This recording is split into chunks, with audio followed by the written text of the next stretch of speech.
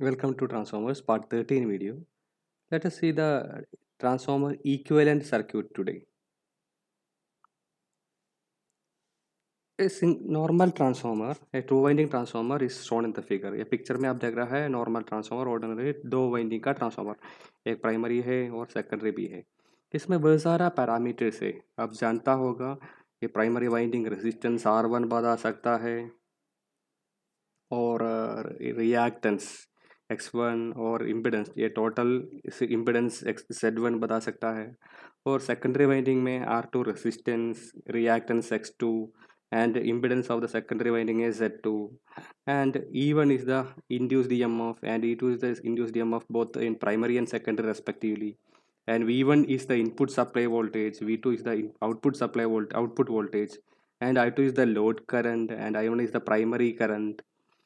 And आपको ये चाहे तो V1 अंदर जाता है और आपको कैलकुलेट करना है कितना V2 होगा एक पर्टिकुलर लोड में। क्या है you have to calculate V2 based on the input V1 at a particular load. ये पर्टिकुलर लोड में आपको V2 कैलकुलेट करना है तो ये बहुत मुश्किल है, क्योंकि ये इतना सारा ड्रॉप होगा। जब V1 सप्लाई इधर आ गया करंट फ्लो होता है, I1 R1 ड्रॉप होगा, I1 X1 ड्रॉप होगा, कुछ बाकी इधर आएगा, बाकी वोल्टेज से E2 इंड्यूस्ड ईएमएफ हो तो I2 R2 इधर ड्रॉप आएगा, I2 X2 ड्रॉप आएगा। ये पूरा कैलकुलेट करने के लिए मुश्किल है। और उसके साथ साथ क्या है, ये ट्रांसफॉर्मेशन रेशियो भी आपको कैलकुलेट करना पड़ेगा, क्योंकि ये इम्पोर्टेंट है ट्रांसफॉर्मर में। Depending on the number of turns ratio और transformation ratio will be different, so it's a bit complex calculation part. Okay, तो आसान नहीं है ये कैलकुलेट करने के लिए। तो क्या करेंगे हम क्या करेंगे, तो ये ट्रांसफॉर्मर एक इक्विवेलेंट सर्क्यूट बनाएंगे। Ideal transformer.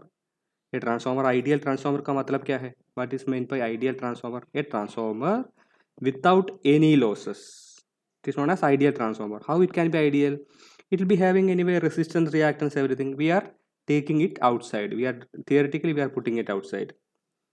So let us say R1 it is available here, X1, and R2 here, X2 here, and the no load current I0 is shown here, and IW IMU आपको याद होगा IW and IMU क्या है। सो ये सभी बाहर लेके गया। जो लॉस होता है ट्रांसफार्मर में रेजिस्टेंस और रिएक्टेंस, वो ट्रांसफार्मर से बाहर निकाला और ड्रॉ कर दिया ऐसा।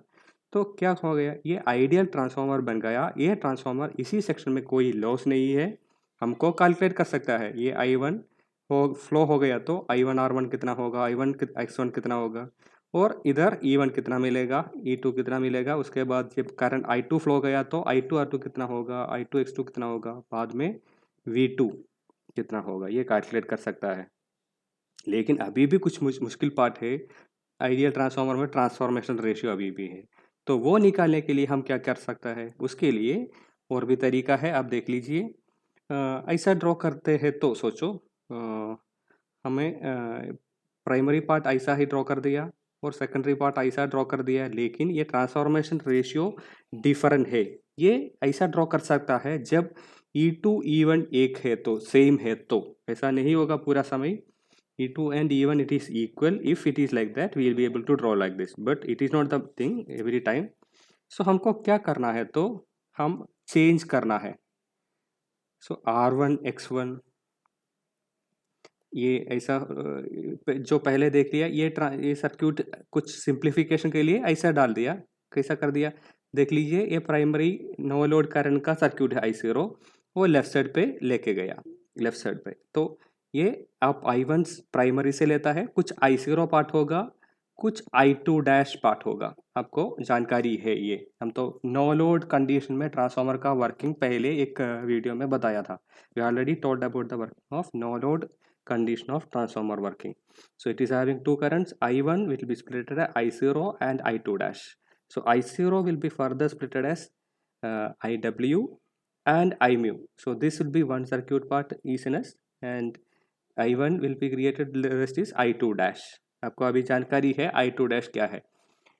सेकेंडरी करंट I2 है, वो प्राइमरी तक ले लिया तो उसको I2 डैश बताता है, आपको जानकारी है। तो ये आसान से हम एक सिंगल मोर सिंपल सर्क्यूट बनवाया है ऐसा इक्विवेलेंट सर्क्यूट के तरह में। तो R1 इधर है, X1 है, R2 डैश बता सकता है, तो इसमें क्लियर नहीं है, ये दोनों डैश है, R2 dash and X2 dash, sorry for the inconvenience, ये R2 डैश और X2 डैश है। ओके, तो ये सेल लोड भी बदलता है, ये सिंपल सर्क्यूट बन गया। और भी सिंपल बता सकता है हमको, तो R1 और R2 dash, R1 R2 dash एक ही जगह में प्लेस कर सकता है और X1 X2 डैश एक ही जगह में प्लेस कर सकता है। तो ये बन गया R01 और X01। ये R2 के लिए रेसिस्टेंस का सिंबल रहेगा, X2 के लिए ऐसा ही होगा। तो X1 इधर it will be inductive symbol. So this is becoming a equivalent circuit of transformer.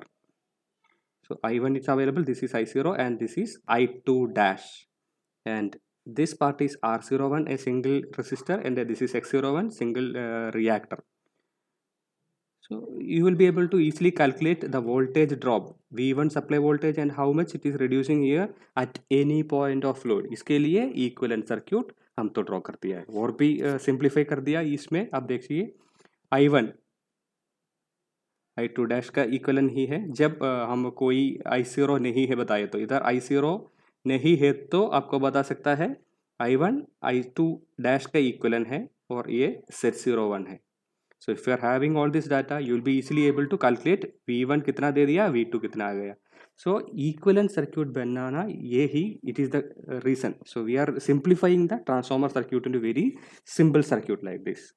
And ये इक्विवेलेंट सर्क्यूट बनाने के लिए क्या क्या टेस्ट चाहिए, डाटा कैसे मिलेंगे आपको, उसके लिए दो टेस्ट चाहिए, open circuit test and short circuit test. ये ओपन सर्क्यूट टेस्ट और रीजन के लिए करता है, कोर लॉस फाइंड आउट करने के लिए, और short circuit copper loss find out करने के लिए। साथ साथ ये भी कर सकता है, उसका इक्विवेलेंट सर्क्यूट भी आपको ड्रॉ कर सकता है।